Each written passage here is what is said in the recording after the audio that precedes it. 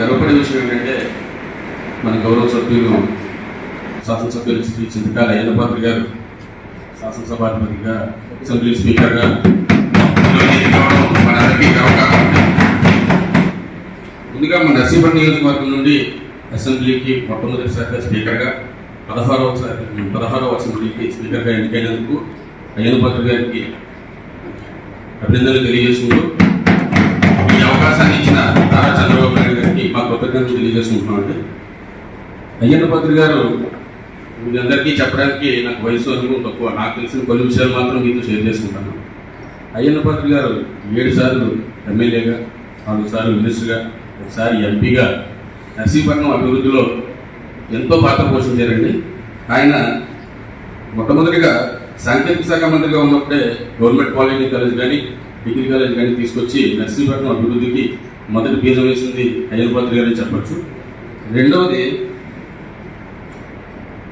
ఆయన రోడ్లు మరియు భవనాల శాఖ మినిస్టర్గా చేస్తున్నప్పుడు చాలా వరకు పంచాయతీ రోడ్లని R&Bలోకి మార్చి వాటిని పూర్తి అభివృద్ధి చేసే కార్యక్రమం కూడా చేపట్టారు. అలాగే అటవీ శాఖ మినిస్టర్గా చేస్తున్నప్పుడు పెనుకొండ ఫారెస్ట్ అయితేనేమండి, చెక్ డ్యాములు అయితేనేమి, ఆరిలో ఔషధ మొక్కలు పెంపకం అయితేనేమి తీసుకొని అటవీ భూభాగం పెంచడం కోసం కూడా చర్యలు తీసుకున్నారు. అలాగే పంచాయతీరాజ్ మినిస్టర్గా చేసినప్పుడు ఆంధ్రప్రదేశ్ చరిత్రలోనే చెప్పుకోదగ్గట్టు 25,000 కిలోమీటర్లు పంచాయతీలో సిమెంట్ రోడ్లు వేసిన ఘనత అయ్యన్నపాత్రి గారు మాత్రమే చేశారని ఇంతటి ఘనచరిత్ర కలిగిన నాయకుడు అసెంబ్లీ స్పీకర్గా ఈ రోజు ఎన్నికవడం మన నర్సీపట్నం నియోజకవర్గ ప్రజలు చేసుకున్న అదృష్టం చెప్తాను. అలాగే నర్సీపట్నం అభివృద్ధి చెందాలి అంటే అయ్యన్నపాత్రి పేరు తెచ్చుకున్నాం తప్ప ఎప్పుడు కూడా అవినీతి మచ్చలేని నాయకుడు. అది కూడా ప్రతి ఒక్కరు కూడా గత 5 సంవత్సరాల్లోనే ఆయన ఎన్ని ఇబ్బందులు పెట్టినా, ఎన్ని చేసినా సరే ఆయన ఒక మచ్చ ఉందని కూడా నిరూపించలేకపోయారు. ఆయన ఏ పొరపాటు చేయలేదన్నదానికి నిదర్శనం 5 సంవత్సరాలు.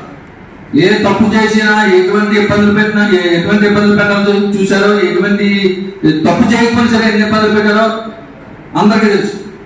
కానీ అన్నిటికీ అతీతంగా ఈ రోజు తెలుగుదేశం పార్టీని, అయ్యన్నపాత్రి గారిని భారీ మెజార్టీతో గెలిపించిన ప్రజలందరికీ కూడా ధన్యవాదాలు తెలియజేసుకుంటాం.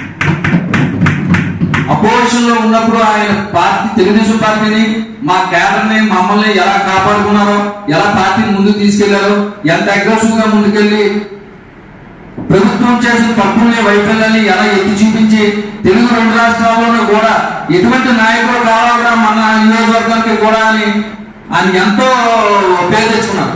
ఈ రోజు అధికారంలో ఉన్నప్పుడు కూడా అధికారం ఉన్నప్పుడు ఎలా చేయాలి, ఎలా అభివృద్ధిని, సంక్షేమాన్ని ఎలా ముందుకు తీసుకెళ్లాలో అయ్యన్నపాత్రి గారికి తెలుసు. ఆయన స్టేట్ ఇచ్చినప్పుడు చాలా మంది అనుకున్నారు ఈయన కొద్దిగా ర్యాష్ గా మాట్లాడతారు, ఎలా మాట్లాడతారు అని. ఆయన హుందాతనం ఏదన్నది, ఆయన ఎక్కడ ఏ పదవిలో ఉంటే ఆ పదవికి ఎలా బండి తేవాలన్నది అయ్యన్నపాత్రి గారికి తెలుసు అని నిరూపించారు. మనం స్పీకర్ గా ఎంత హుందాగా మాట్లాడారో రాష్ట్ర వ్యాప్తంగా కాదు, దేశవ్యాప్తంగా కూడా అందరూ చూశారు. అలాంటి నాయకుడిని మళ్ళీ మనం ఎన్నుకొని మంచి నియోజకవర్గాన్ని అనిపించుకోవాలి.